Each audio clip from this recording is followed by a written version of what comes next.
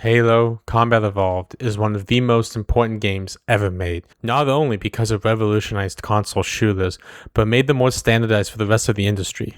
But if that was its only achievement, it would not have the influence it still has today. And even with all our modern tech and the myriad of choices at our disposal, Halo Combat Evolved is still a marvel, a pillar in game design and environmental storytelling, a masterpiece in gaming.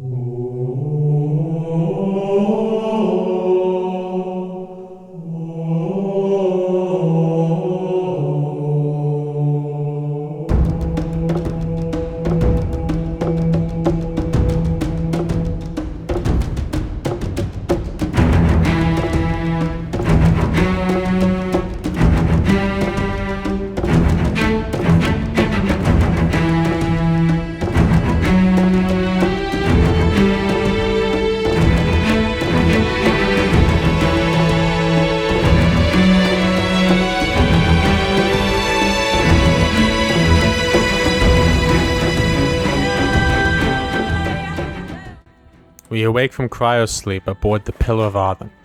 As we approach a destination, the ship is under attack by the Covenant, an alien alliance of different races that strive to activate a superweapon.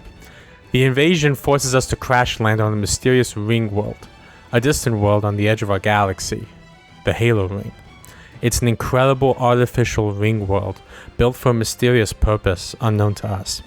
As we escape our pod and look upon the sloped horizon, we see Covenant ships drop down before us. We have no time to take in the beautiful scenery as the enemy closes in on our crashed ship. Our objective is simple, to escape with the rest of our platoon.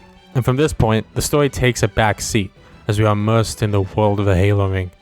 Its light translucent purples and greens that envelop us in almost a heavenly glow, contrasted with the mechanical stainless steel gradient of the inner workings of the ring. As we move on and rescue the rest of our Marines, we learn that the ring world was a containment unit of sorts for a space virus called the Flood, an entity that consumes all and absorbs their knowledge.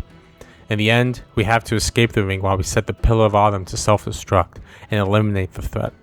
We make our daring escape on the back of a warthog. As we escape, the ring collapses. We take off our helmets and look out into the wide expanse of outer space, relieved that we at last have peace. The story really is not the highlight here. That would be the gameplay. The first-person shooter genre was still in its infancy at this time, and it had a very rigid design philosophy.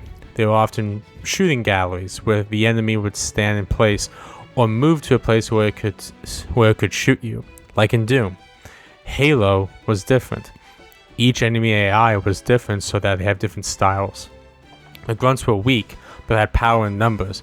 The jackals had shields that could absorb damage but were weak to plasma weapons and your melee.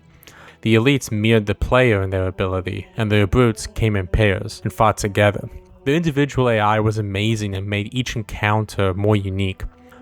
The way you tackle the enemies was innovative as well. You have an armory's worth of weapons from both the Space Corps and the Covenant to take on the threat.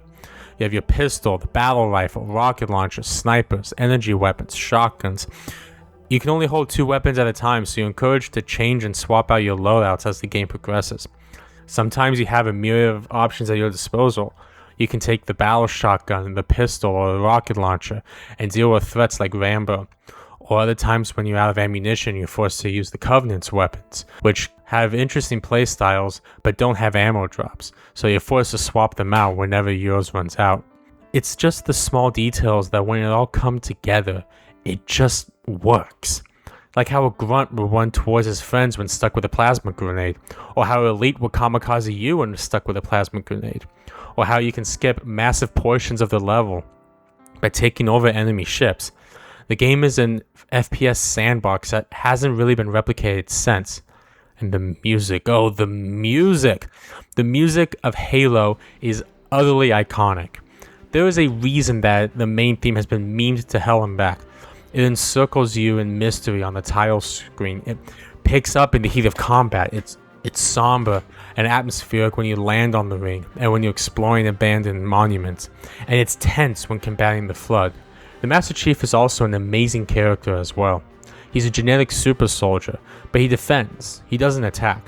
Throughout the game, the objectives were always focused on the fellow Marines, and not necessarily eradicating the Covenant. Whether he was rescuing Marines from the Covenant when they're forced to crash on the Halo Ring, or to achieve his superior officer from a Covenant prison ship.